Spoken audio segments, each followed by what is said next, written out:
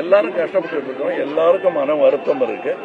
தயவு செய்து சொல்ல வேண்டியவங்களுக்கு நன்றி சொல்லிடுங்க. முக்கியமா பத்திரிகையாளர்கள் நீங்க இப்படி வெளிச்சம் போட்டு காட்டினதுனாலதான் இப்ப உண்மைகள் கொஞ்சம் கொஞ்சமா வர ஆரம்பிச்சிருக்கு. இது என்ன காலகட்டம்னா யார் உண்மைன்னு கேட்கிற அளவுக்கு ஆயிப்போச்சு. உண்மைங்கிறது ஒரு பொருள் இல்ல, பல பார்வையில பல பொருளா தெரியுங்கிற இந்த காலகட்டத்தில் உண்மையை கண்டுபிடிக்க வேண்டிய நிர்பந்தத்தில் கோர்ட்டும் இருக்கிறது, போலீஸும் இருக்கிறார்கள்.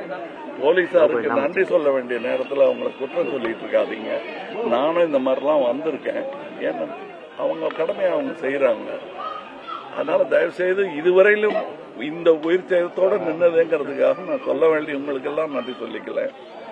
தயவு செய்து பணியை செய்ய விடுங்கள்.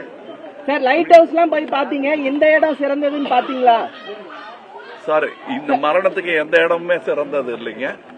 இது பெருசா ஆகாம இதோட நிறுத்திக்கிட்டோமேங்கிறது எனக்கு சந்தோஷம். பாதுகாப்பு குறைபாடு காரணமா கொடுத்திருந்தாங்க, நதியில விழுந்திருந்தாங்கன்னா என்ன கதை இன்னைக்கு பாதுகாப்பு குறைபாடு காரணம் தான் சொல்றாங்களா சார்? எல்லா எதிர்கட்சிகளுமே பாதுகாப்பு குறைபாடு காரணம் தான் அப்படின்ற மாதிரி குற்றச்சாட்டு வைக்கிறாங்க. அதை எப்படி சார் பாக்குறீங்க? யார் வைக்கிறாங்கிறத நீங்க பாக்கணுங்க. நம்ம நடுநிலையா நின்று பார்த்தோம்னா நான் பார்ட்டியே சென்ட்ரிஸ்ட் தவிர நான் ஒரு தமிழ்நாட்டின் குடிமகன். அப்படி பார்க்கும்போது என்ன நடந்ததுங்கிறது எல்லாருக்குமே தெரியும்.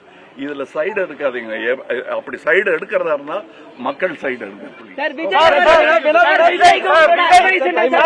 உங்களோட அட்வைஸ் என்ன சார்? யாருக்கு? விஜய் அவர்களுக்கு அது கோர்ட்ல சொல்லுவாங்க.